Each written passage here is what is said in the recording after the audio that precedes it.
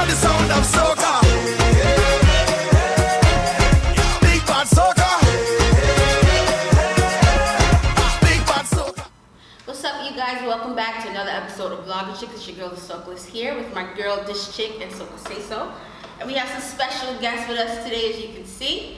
DJ Jel, DJ Freeze International, and Dr. Wax. How are you guys? Fine, thank you. Thank you for joining us. Now, we're gonna get right into it. We're discussing DJs and soca today. Oh yeah. Right. So, in 30 seconds, just give us a little, history of how you got started. And Sure. So I'm DJ Jel. Hey everyone. I got started in 2009 when I was 14 years old. So it's been about Wow. It's been a good while. But starting young is always beneficial and you learn a lot. Got started. Mom used to bring a lot of CDs from Trinidad when she's coming back from Carnival. And in any backyard function I went to, I always used to be by the DJ set. I always used to watch, okay, how did he transition from this song to the other song? How did he know to play this one to the other one and play this big song? And from there, I've expressed my interest in it and got my first set, and the rest is history. Nice. Nice. What about you, sir? It's kind of a born into kind of situation. I've been playing music since I was the age of 6. We're not going to get into all of that now. But it's been a long, long time. It's truly a passion. I couldn't see myself doing anything else in life. So when I was young, just like Joe, I used to be by the DJ sets and all these kinds of things. But I always said, hey, I could do this. I could try this. I know I could make these people move. So my family used to throw a lot of house parties. So back then it was on vinyl. So we started doing that, started my collection, and then just the rest is history. But it's truly a passion. I couldn't see myself doing anything else. Nice. Well, as far as me, I'm Dr. Wax, and not to sound cliche, but like Freeze, I started at a very young age. My father was the original Dr. Wax, had a club here in New York, and from a very young age, I watched him play, watched him DJ, and I had a love for sound equipment and playing music, so I picked it up, and here I am today, continuing what he started, and being from Grenada, we listen to a lot of soca in the house, and I just found a love for soca, and besides the other genres, that's one of the genres that I had a special love for, so that's my relevance to soca and DJ. Okay. Now, what do you guys think the DJ's role in soca is? I've asked this question so many times and gotten so many different answers, so let me hear it. It's like a race hand kind of thing. Jump in. Contrary to popular belief, the DJ is one of the most important parts of the party. Tell him. To try to yell that? Without the people, the people come first, and then I believe it's the DJ. Because without the DJ, the people will not move, all these things. So we play a very intricate part in this party scene, party situation, however you want to look at it. And I think, how do I say this? Some of the DJs that get into it, unfortunately, don't even see that or don't understand their importance. So they don't know their worth in the whole thing. So it gets kind of watered down, and then you have the amount of DJs that there is in a certain area. So all these things, but to answer the root of the question, the DJ is one of the most important parts. So I'm sure we'll get into why the DJ is important. Yes. People need to understand the DJ. Just to add to that, one of the things that we don't recognize in today's DJ world is that not only the DJs that are in parties, but the DJs that are on radio played a vital part of the music. That's something that I always, and not to knock any of the DJs that's currently on the radio right now, but I don't like the structure that's on the radio right now. And that's why I recently had a post on my Instagram that I missed WLIB because WLIB had DJs that would not only play the music but introduce the music and say who's singing the music and say where the music is from the various islands, and that had a big part in people knowing what the music was and where the music was from. And now it's just like everyone is playing this party structure, and we all know what the party structure is. Music is not even being played for more than 45 seconds, so you're not even hearing the second verse of the song, much less to even know who's singing the song. Right. You know, most people that are listening to the radio now is like, oh wow, I know that song, but I don't know Yeah, you know. So it's just like a blind, you know. And it's the same music they play. Right, but they're playing it without really giving any education. Like this music is this artist from this place, etc. They're just playing it because this is a hot tune right now. Exactly, and like Freeze said, the DJ market is so saturated.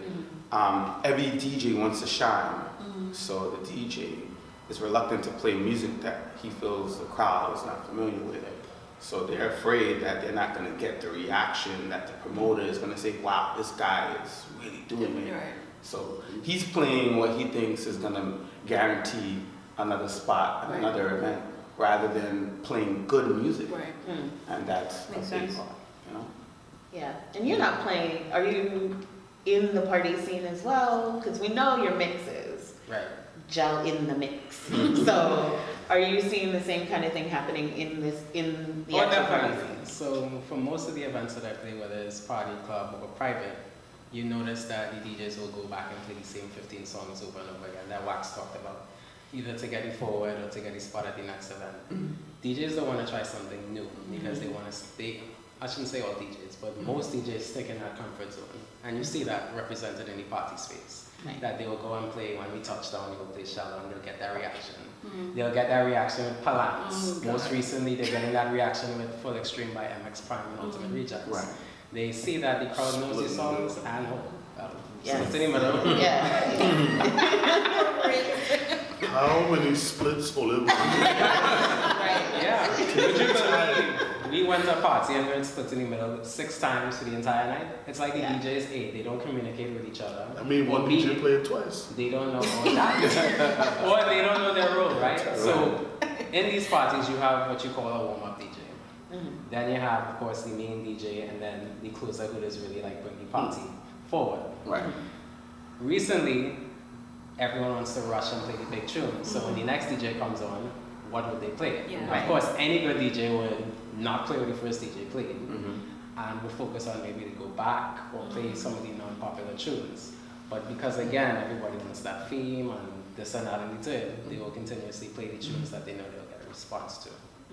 But okay, I'm sorry, go ahead. But speaking of the response, how much does the crowd play in what you guys play in the party? Is it what they want to hear, or are you telling them what they want Right. to Are hear? you reading the crowd, or is it like you have your set? A good DJ is built to read the crowd. Now, it's a little bit of give and take, right? So now, what happens is people are brainwashed to the point where they want to hear certain tunes. Cool. But the DJ does not take a risk and say, well, this is going to be hot. You're going to listen to this, right? So a lot of the DJs nowadays don't believe that they have that power to influence people. So that nobody wants to take a risk. And this is why everybody, like you said, everybody plays the same thing and da-da-da-da-da. So you're going to see, there's going to be certain DJs that will take that But risk. then the question then becomes, where is the best place to bust a new tune? Is it radio? Is it in the club? I mean, the is it in format- SS Blue? Nice plug. Nice. I like it. Was it on? But the format, and this, Max touched on this, the format back in the day used to be radio. And this is why when Double LIV was in its heyday, everybody flocked to it. And you got your new music, you got your current music, you got your flashbacks, you got everything you needed. But it was the one place. Nowadays, you can get music anywhere. Whether you're playing it yourself, whether you're listening to 45 million channels, Team Soca when Freeze is on, 12 to 3 on. So But there's so many avenues to get the music, and then again, when certain DJs are on, they still play this party style instead of taking the time to introduce the music. Right now, there's 45 new, 50 new tunes for Carnival that nobody knows about. And that is where another crucial part that's missing in today's world is the record store. So before, we would go to the record store as a DJ. You probably see other DJs there as well. And the new records would come in, and you'll listen to the different records that are in. And then you'll say, well, this sounds good. I'll give this a try. Back in the day, DJs fought to play the music. Right. And you wanted to play it first. After You wanted to be the first one to introduce that. After you spend 90% of your paycheck and 4 hours of your day in a record store, just listening and getting familiar with these tunes, you would rush into the club to be the first one to play it. And normally those who had the most records would be considered the top DJ because, again, you have a variety of music and it's not what the other people are playing. Because the record store only had, what, 10 copies? Exactly. When that was finished, you better find your way to the next record store. But now times have changed, right? So we no longer have that record store. If you ask somebody what a record store is today, What's The that? record store is, yo, wax, let me get that. Before, let me borrow Not that the song, folder. Yeah. But to Stop. be devil's advocate, according to artists from the smaller islands, they send DJs their music directly, That's and a we lie. still don't hear it. Right. That's a lot. A, is that true? Lies. oh, I want to say Okay, on that. I'm hearing that no already. I know. A, is that true? B, why you don't play it? Yeah, you got Joe. Jel, first and foremost, I do. Jel has to go and dig through every island, and especially Grenada, Vinci, and Bajan. I have to literally reach out to artists and producers to get their music every year after year, to get on their mailing list. The thing is, some artists, they do send music to DJs, of course, and we, again, are the gatekeepers of the music, we have that listening ear. But most times, they don't market it properly. The biggest challenge I see in Vinci and in Grenada is that they think that once they put their music on YouTube, that's it. That's the only distribution channel. And then when you ask them for it, well, they're like, oh, my manager will send it. 3 weeks later, I'll probably get it through after the carnival is over. So the biggest problem I see here is that the marketing of the music, it doesn't exist, and the distribution doesn't exist. For the And I think in the artists, from their side, another issue we have is, especially with soca music, it's a struggle for them to find a distributor to put it on an iTunes, Right. as in comparison to like the radio artists, Yeah. right? And then when they do put it on iTunes, the DJs are not supporting the artists by purchasing these songs. And now going back to records, the cheapest record is $5, 45 in the radio world is probably $2.50, $3. But a vinyl 12-inch was at least $7, $8. And I'm trying to wonder, if we were doing it back then, purchasing the music, why can't you spend $1.29? Right? We're getting paid to play the music, Yeah, right? but the ones nowadays that you're actually buy the music weren't around when buying music was fun. and that's also... I know how it feels to make $150 and you spend $130 in a record store. Right. And then you got $20 to just do whatever it is you got to get done for the rest of the week. And you didn't even care because it was your passion. It was fun to go and spend all this money in a record store. So, okay, going back to like the crowds, because what I've noticed, especially being in New York, the crowds are so different everywhere you go. They're different in Canada, they're different in Trinidad, they're different in Miami, they're different in New York. How does it compare to like busting new music in New York than it is internationally? Now, you've all been Freeze International, of course, but you guys have gone outside of New York Right. to play music. Like, how is it? Is it easier to like bust new music than do you do it than than it is in New York?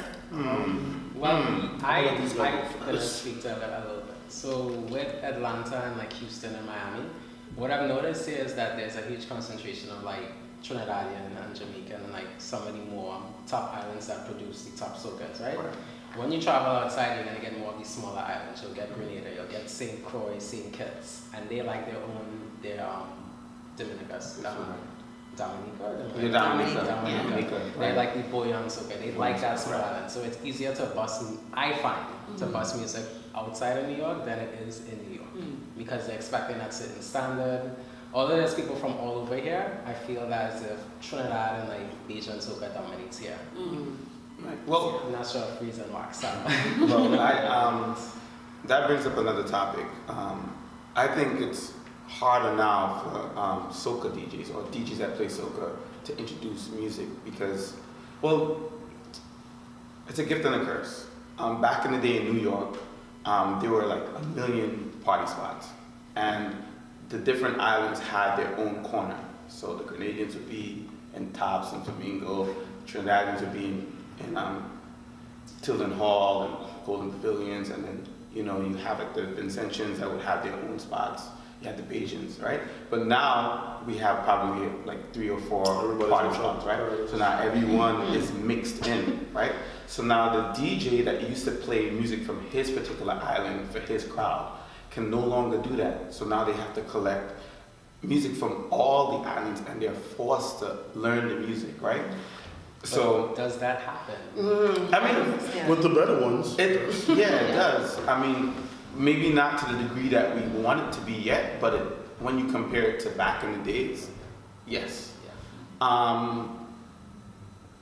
I think in New York is such a large West Indian community that it's always going to be easier in New York to introduce music, even though it's probably not done.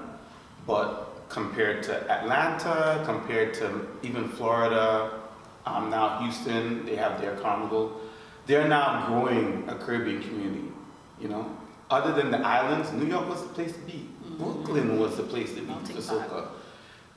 Outside of like the big hitters like Trinidad, you would have artists that would come up to New York.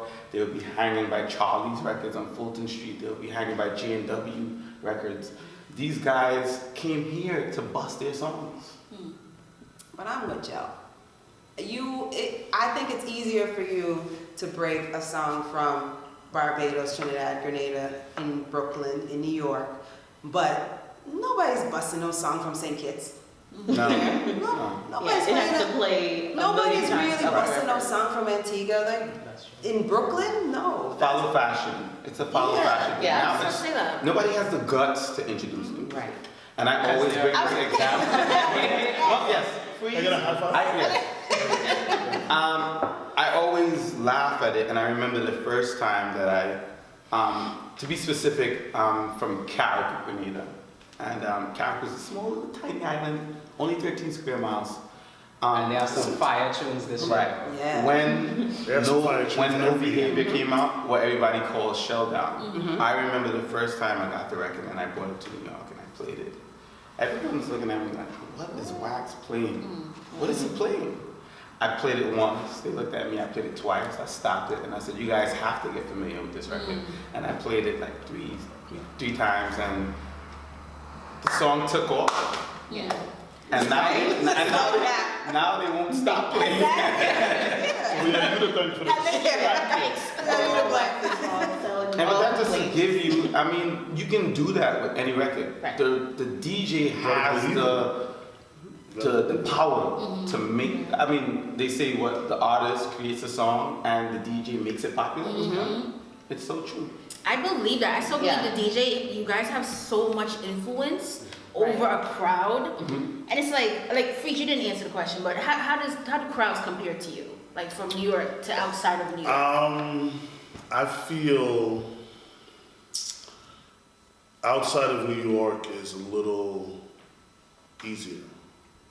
Because in New York, it's always a fight to do something. Like if I go in a party and I play a new tune at 2 o'clock in the morning, everybody's standing up watching me like, what is this man doing? Like, relax.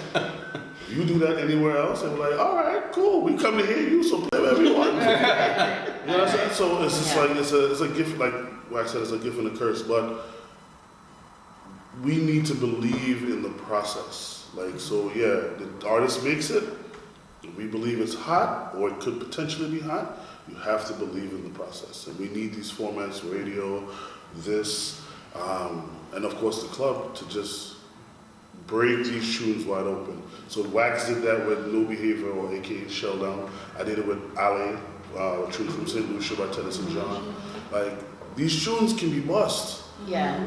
It's just a matter of, you have, as a DJ, you have to believe in what you're doing. We are the sound of soca.